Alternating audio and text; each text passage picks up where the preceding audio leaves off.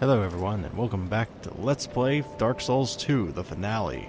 And today, I had a bit of an audio recording problem. This is actually in post-commentary at around the 28-minute mark, or that'll be next video anyway, but... Yep, this is in post-commentary, but today we will be going into the Dark Chasm of the Abyss.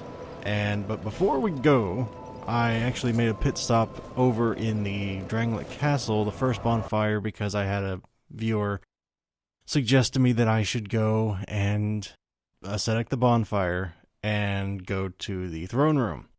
Now you're probably wondering, well, what's in the throne room? Well, I didn't know at the time either. Had I known what they were putting me into, well, I probably still went, but it wouldn't. I mean, I'm really sad that the audio got cut out, but it was an error in Audacity. But I mean, I was panicking. There is no other way to word this. I was panicking up a storm. So, everybody's anxious to see what I panicked against, right? You would too. But yes, actually getting there wasn't as bad as I thought it would be, because I kind of forgot. The worst part is actually right up this ladder, because I don't know if anybody actually watched that video way back then, but yep, there's two people just waiting for you right at the top. Panic mode was in full engagement here. But I mean, getting only hit once, that's pretty good trade-off as far as I'm concerned in that situation, considering my slow weapon. But actually, I don't remember which way to go. I think it's through the door and to the left, I want to say. Just going off pure memory. I don't actually remember, to be quite honest with you. Okay, yeah, it's to the left. It can't possibly be to the right. There's nothing on the right.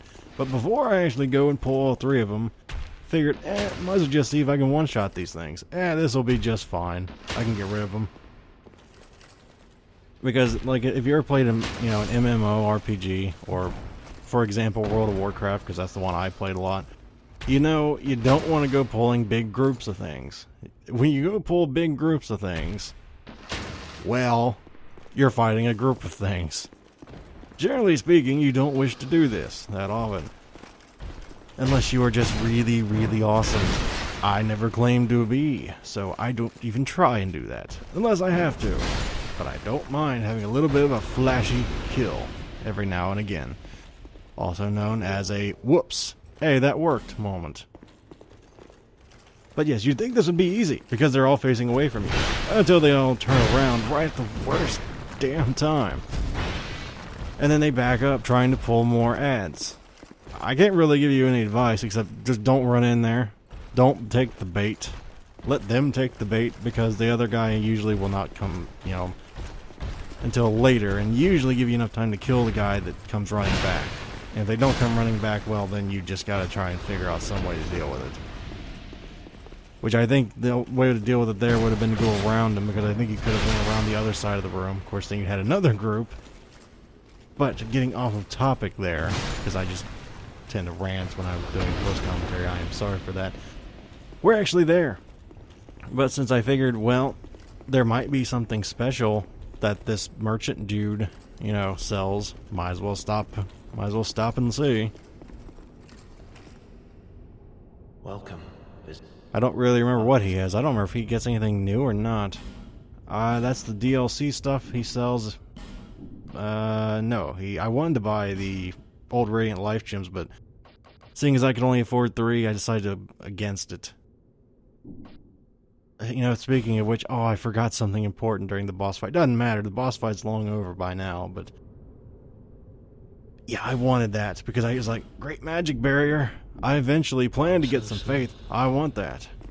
Because I think I only had regular magic barrier prior.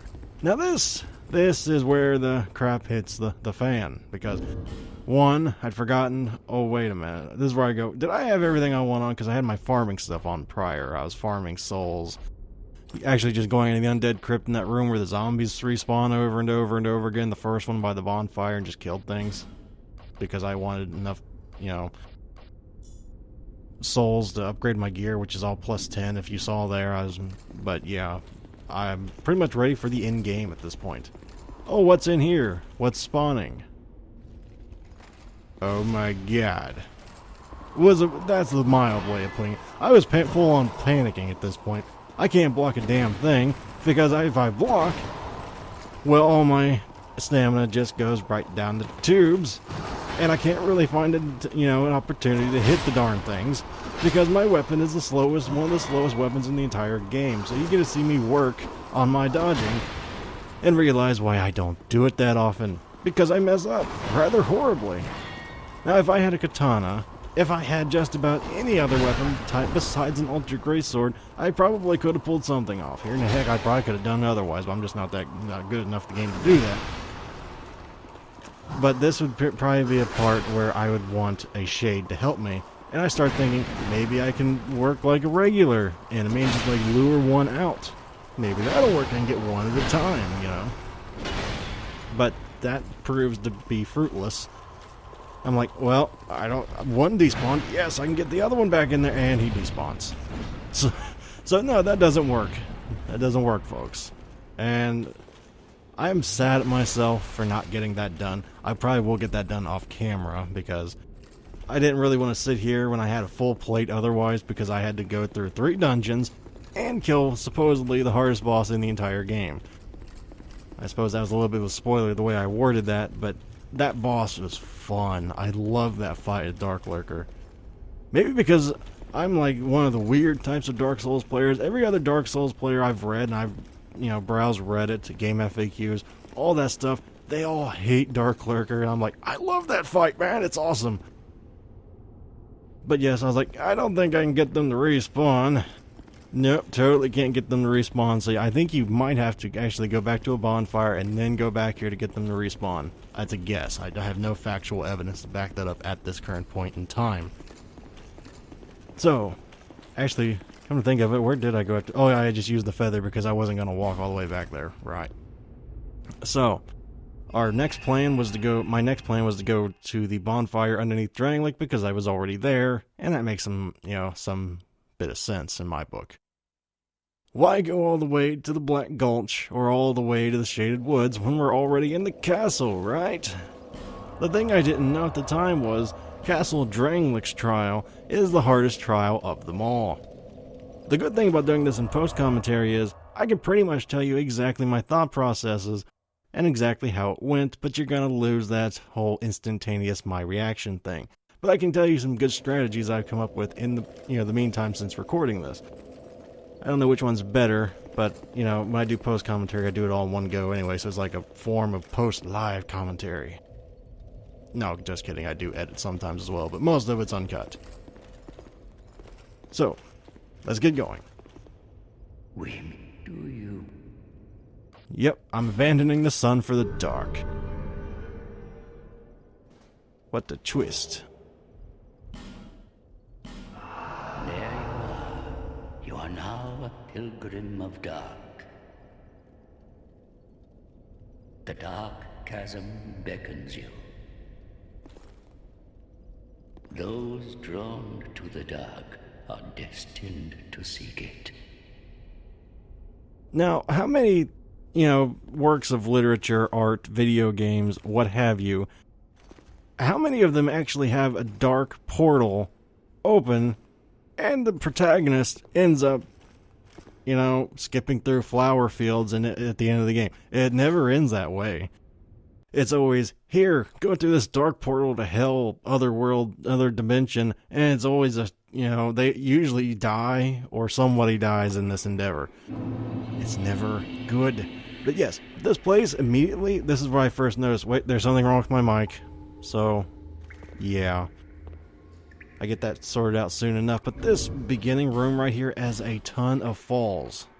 I mean, it has a ton of falls. I mean, the best thing you can do is just get a fire butterfly and use it. You do not want to be walking on this blind. As you see, these are very complicated platforms that you do not want to just go, I think that's the floor. Because every time you die in here, you have to pay another human effigy, which is usually pretty, finite. I don't even know what the hell happened there. I thought the waterfall turned my torch off because I didn't hit left. So I'm like, okay, maybe they don't want you to use torches in here, and this is where I started panicking because I realized that's Havel. And Havel has given me many, many problems throughout my Souls career. But I realized, with a great bow, you can just knock him off. Like, I think At this point I was ecstatic, going, I just found an easy way to get through this dungeon. This will be easy. I can just knock them off cliffs. And I still, to this day, I still don't know what the hell that thing is. All I thought was I better just kill it quickly, because it has magic, and I don't like having to try and dodge it. I do know those things use force that will knock you back, and obviously in this place you don't want to be knocked back because there are pits everywhere. If you're not careful what you're doing, you can fall right off and die and have to pay another human effigy. Now this guy, I believe he was actually in Dark Souls. I forget his name though. Oh crap, what was his name? He was the dude in Sin's Fortress with the rapier. What was his name? That's going to annoy me now. But yeah, he's here, obviously. And he will screw your day up if you're not careful. His rapier, I think, goes through shields. But I didn't really care enough to find out because I treated it like a PvP encounter. And I essentially just two-handed my weapon and just had a PvP duel with him. Because at this point I realized, oh wait, no, yeah, that does go through shields, doesn't it? And now you get to see a very, very bad PvP showing. That's just why I don't PvP. Now, the grand plan in each of these trials is you have to go and light a torch in each of these chasms of the abyss, which is a lot easier than it sounds. I think in this dungeon there's only 4 phantoms and we've already killed 3, so I think this one right here is actually the last one in this particular dungeon. And I want to say she wields, oh crap, what did Lautrec use? Oh, that's going to annoy me now. I never remember what those things are called. The things with the hooked edges. Not scimitars. I forget what they are. But yeah, I think she's using those. So again, shields don't really do a whole lot of good here. But, I mean, you can block some of them. It's just not her R2 attack. I found the easiest way to deal with these things is just, once you get them hit, just keep swinging. If you have a lot of stamina, you'll usually end up killing them before they'll recover and start hitting you. You might trade a hit, but usually you'll survive.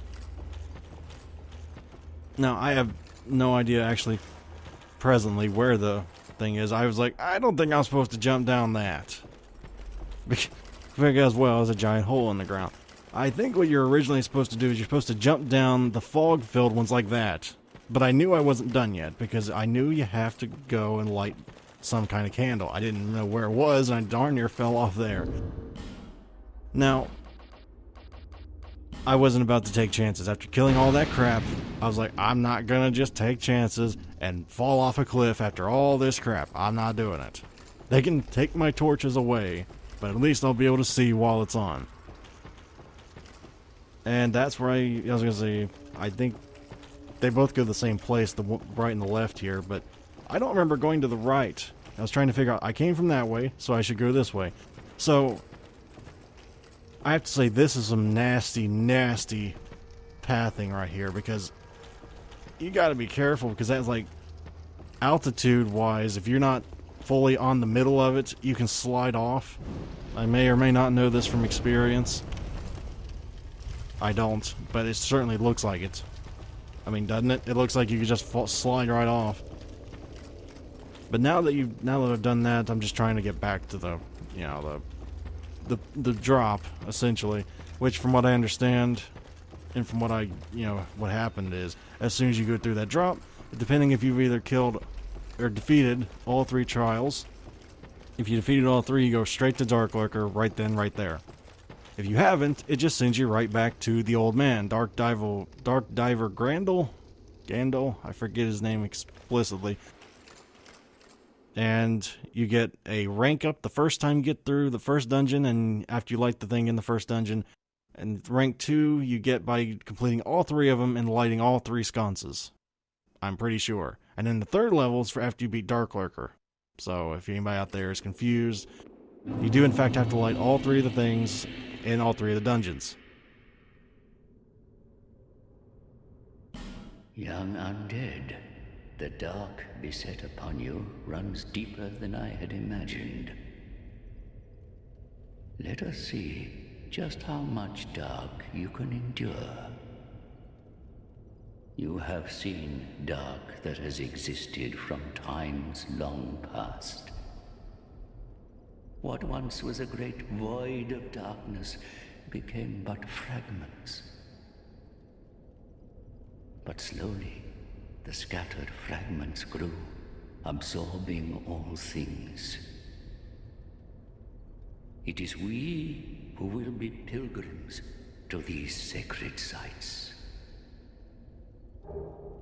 Yeah, I'm just gonna say right now, if you are a pure melee user and you want to do this covenant, be prepared, you're not gonna get anything good out of it. At best, you're gonna get a few more attempts at Darklurker and 10 bonfire ascetics if you want to pay the man. May the dark shine. I wanted to buy all three of the I can't remember for the life of me anything anymore. All three of the human effigies, and unfortunately I couldn't afford them. So, for next we're going to do the Black Gulch. Are you prepared to see me make a fool of myself? I sure hope so, because that's what you're gonna see here in a moment. Because, in Dark Souls, a little bit of a different thing here. In Dark Souls, you lose your concentration for 1 minute, you die. You try and hurry anything, you die. Unless you're amazing.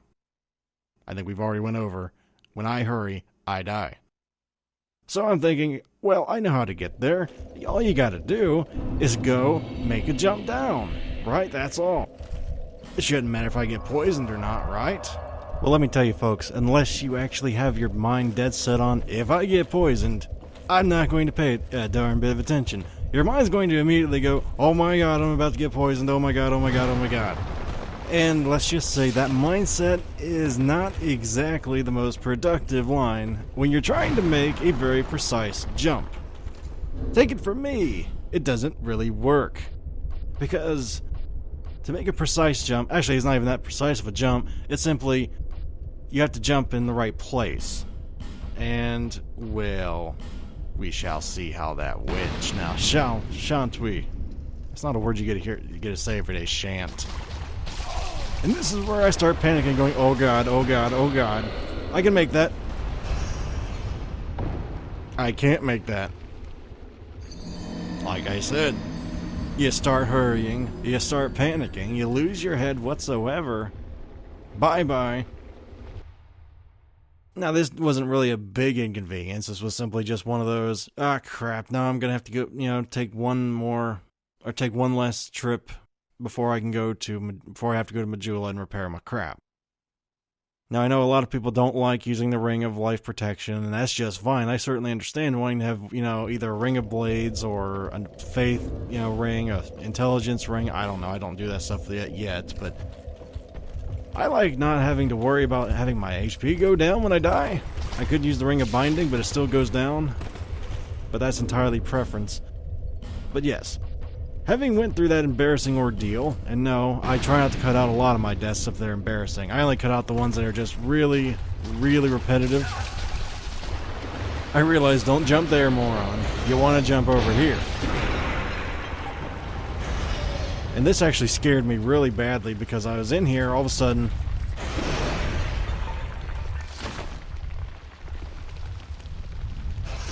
because I was not expecting that loud crashing noise.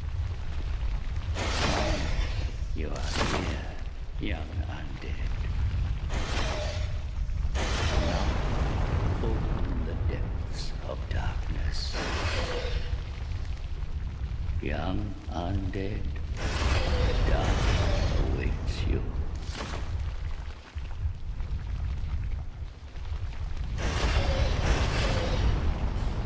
The mouth to the Dark Chasm is not normally open. If you seek the dark, young undead, you must offer a human effigy.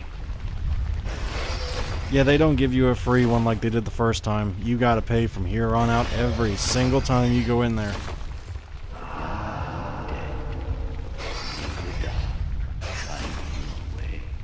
So to say that it pays to be cautious in the Chasm of the Abyss is a bit of an understatement.